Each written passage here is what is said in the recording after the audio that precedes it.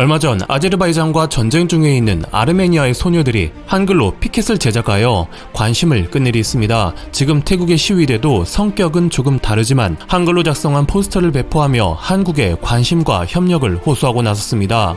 포스터는 2014년 5월 22일 일어난 쿠데타 이후로 태국인들은 군부 독재 아래 억압을 받아왔으며 군부의 올바른 소리를 하는 자들은 비참한 말로를 맞이했다고 폭로하고 있습니다. 현 헌법은 군부의 권력 남용을 방치하고 부패한 사법체계는 지배계층을 떠받치고 있다고 주장하면서 한국의 1987년 6월 항쟁과 같이 2022년 태국에서도 민주화 운동이 시작됐으니 이를 널리 알려달라고 호소하고 있는 겁니다.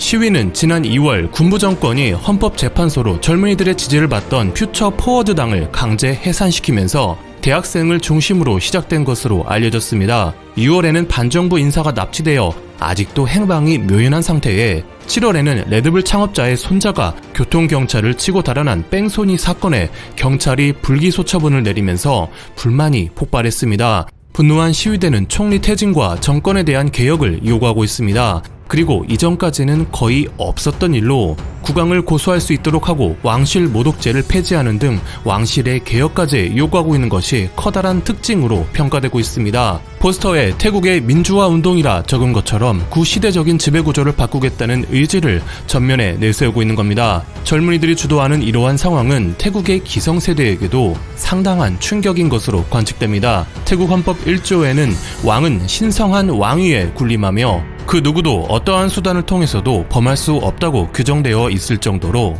지금까지 태국인들은 왕실을 신성 불가침의 영역으로 인식하며 왕실의 권위를 전통적으로 숭배해 왔기 때문에 국민이 나서서 왕실의 각성을 요구하는 건 상상조차 할 수 없는 일이기 때문입니다.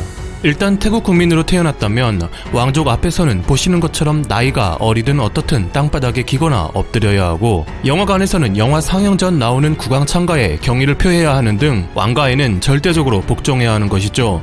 그나마 선왕 때는 라마 9세가 부정부패 스캔들에 연루되지 않고 복잡한 사생활 없이 시리끼 왕비와 평생을 함께하고 국왕 개발 계획처럼 민생을 위한 일에도 힘썼기 때문에 왕실에 큰 반감이 없었는데 왕위를 이어받은 라마 10세는 선왕과는 정반대로 여러 번의 결혼과 복잡한 사생활, 세 번째 부인의 발라 생일 파티 유출 사건, 외척의 뇌물수수 사건, 나라에는 돌아가지 않고 첩과 독일에서 휴양하면서 유출된 한 나라의 국왕으로선 참혹한 사진들이 나더니 왕가에 대한 신뢰와 충성이 땅에 떨어진 상황입니다. 소셜미디어상에는 한국을 포함하여 선진국과 주변국의 도움을 호소하는 글들이 공유되고 있습니다.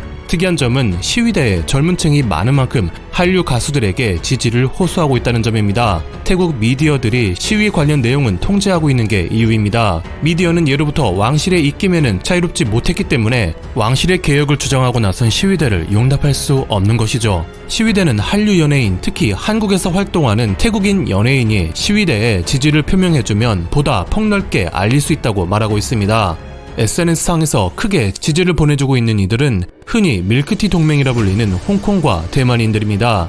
홍콩과 대만은 중국 공산당, 태국은 군부 독재에 어려움을 당하는 상황이라 그야말로 동병상련인 것이죠.